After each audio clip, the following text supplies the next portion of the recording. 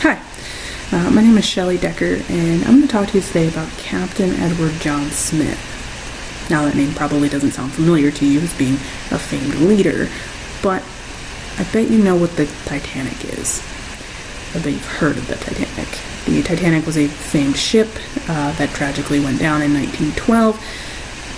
Captain John Smith was the captain of that famed ship. Now, you can probably think, well, as I did, the captain of the Titanic led a ship that was supposed to be unsinkable. That's what it was going to be known for, was the unsinkable Titanic. He let it sink. How could he be a great leader? Well, you're right. He wasn't a great leader. In fact, he caused the death of over 1,500 people. Now, it's not exactly who you'd want to model leadership after, but he was a great leader up until that point. So hear me out. We're going to look at what went wrong and what we can learn from our failures as leaders. In whatever field you're in, whether you're leading a family or leading coworkers, leading a team of people to get a job done, what can we look at to make us better leaders wherever you lead? Now, Captain John Smith started his career very young. Dropped out of school when he was 12, started working on local ships, slowly moving up the ranks, eventually joining the British Navy, the Royal Naval Reserve, where he became a commander. After a service of many years, he started working at the famed White Star Line. The famed White Star Line owned multiple ships that Captain Smith had captained up until that point, and they also owned the Titanic. They were going to be known as the White Star Line that built an unsinkable ship. As I mentioned previously, everyone thought, build a ship ahead of its time. We're going to make a ship that cannot sink. Well, that didn't happen, as we all know. So let me talk about before the ship even set sail. They weren't exactly going, well, not as they should have. The British Board of Trade under the British government had a law put in place where the boat of that size didn't have to have as many lifeboats on board to accommodate the passengers, the crew, the captain. They, for whatever reason, decided they didn't need them. They wanted to use the room where the lifeboats would be on the main deck for the passengers to use for entertainment. They wanted the Titanic to be known as a lively ship. They didn't want it to look cluttered. They wanted it to be very classy, very elegant. They wanted it to be this grand ship, and it was. But they didn't want the cluttered mess that wooden lifeboats of that time would show.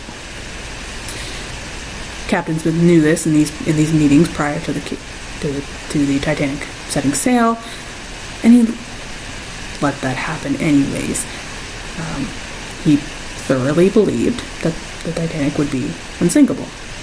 Fair enough. That's all the way planning, all of everything that they had done. He fully believed that they wouldn't need the lifeboats. They didn't need them. The law was there. The law was on their side. They didn't need it. And, of course, Edward John Smith had roughly 40 years of experience working on ships at this point. He knew enough and he had enough experience. The ship wasn't going to go down. Not on his watch. He became very overly confident in his ability to captain a ship, lead a crew, manage his whole... this was his last final run as a captain. As soon as they hit New York, he was retiring. Of course the ship wasn't going to go down. This was his final run.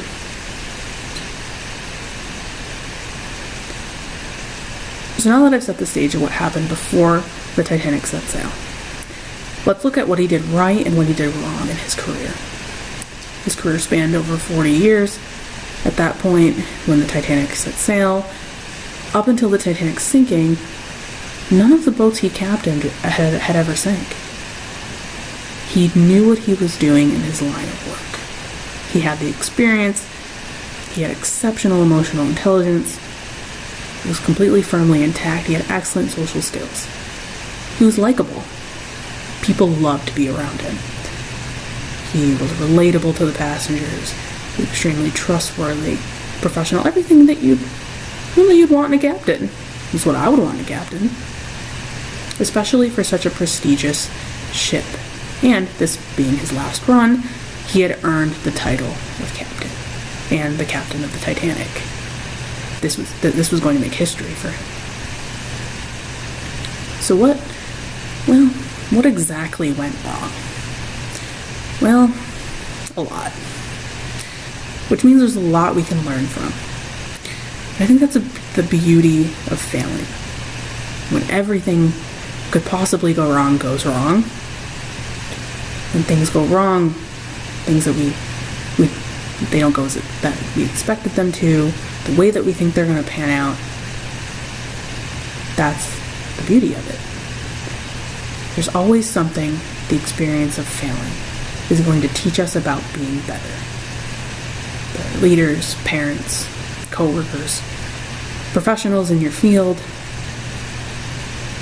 To say that Captain Smith was a bad leader would be entirely inaccurate.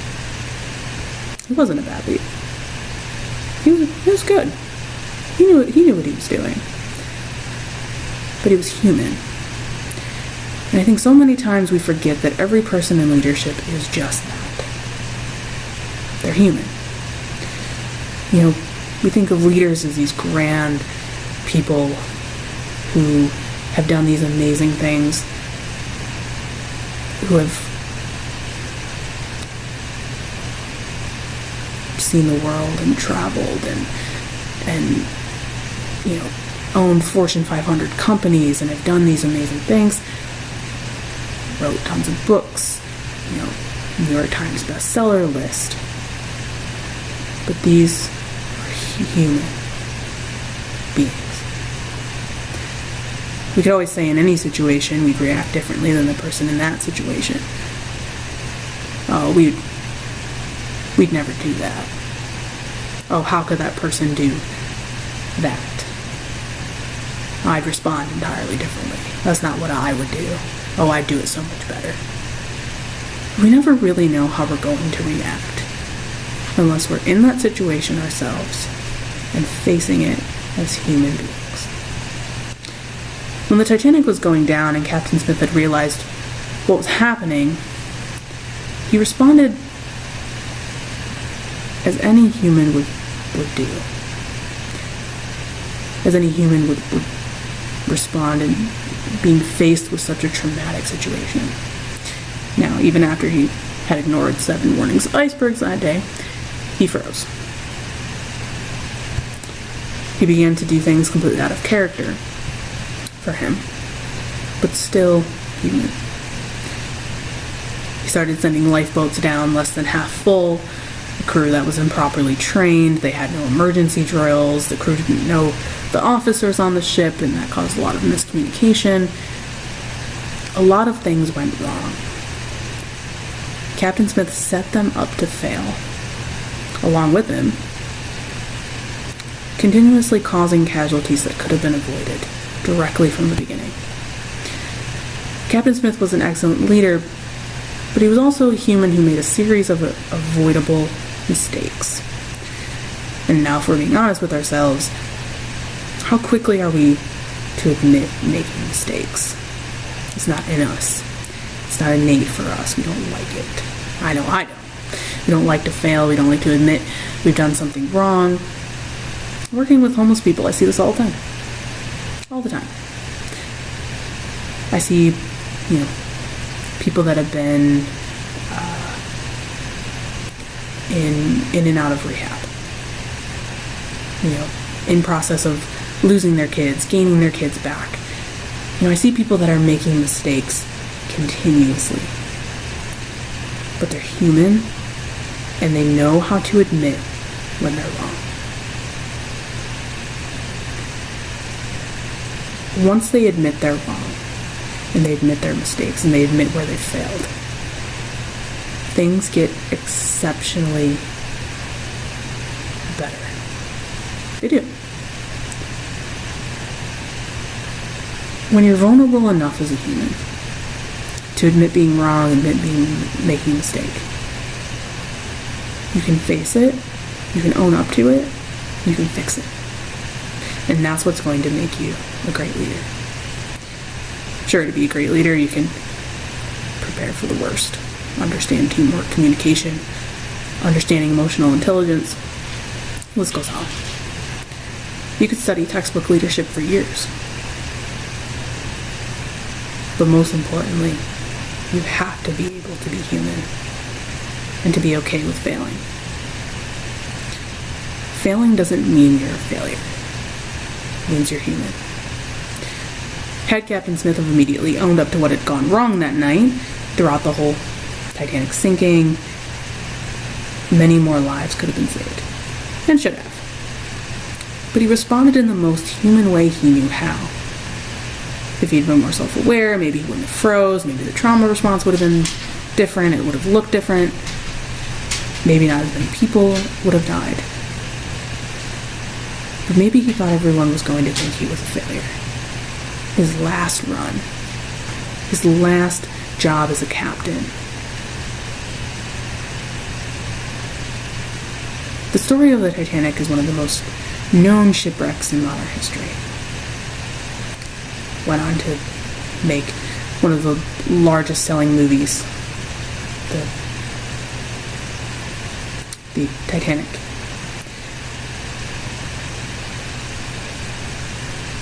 It's mysterious and eye-opening, tragic, it's heartbreaking.